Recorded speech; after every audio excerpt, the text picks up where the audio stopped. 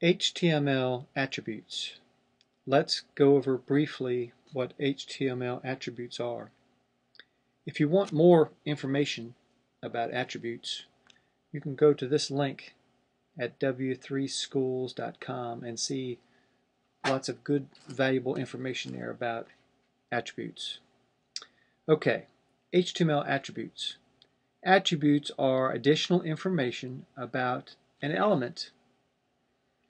The particular information, the attribute itself, is always placed inside the opening tag. You'll see this in just a moment.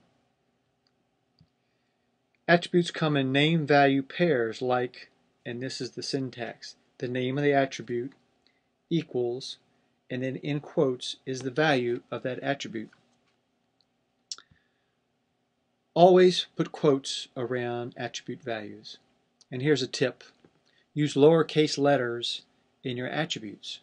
It didn't used to make any difference, but now with the higher standards you need to and are required to use lowercase letters in attributes. Okay, let's go see what we can do with attributes as an example. Okay, so I'm going to type in here is my first web page, or properly called document. And this is a text file, simple text file created in Text Wrangler, which is a free program that you can download for Macs.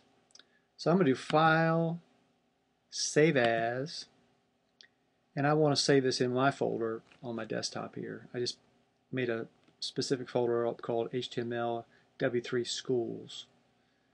And I'm going to call this HTML underscore attributes dot, and by default this would be a text document, but we want it to be an HTML document, so we're going to put on the extension of HTML.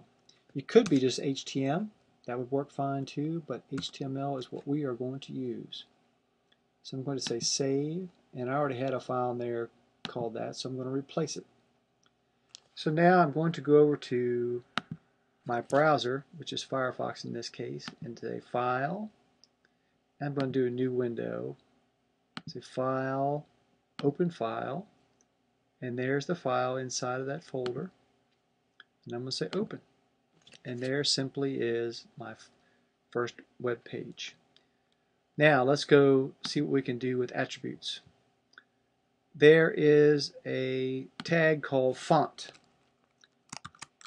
And I'm going to start with the opening font tag, and inside the font I can say size, that's the name of the attribute, equals, and I'm going to say 18 points, quotes.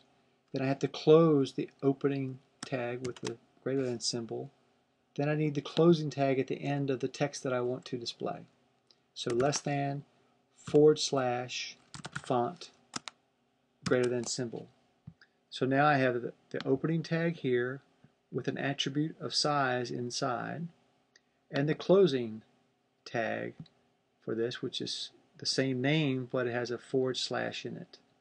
Let's save this. File, Save As, same name, save, and replace.